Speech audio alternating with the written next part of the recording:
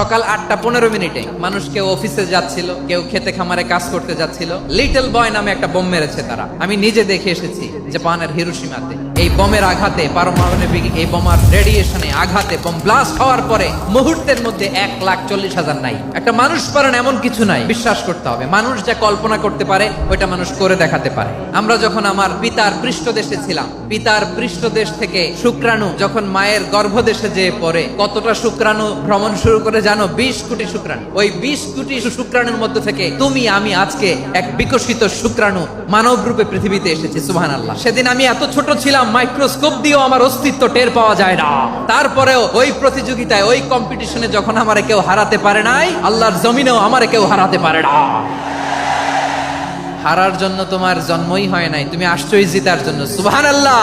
একটা কথা জীবনের সাথে সেট করে নিতে হবে, আমি জিতি নয় শিখি, আমি কখনো হারি না।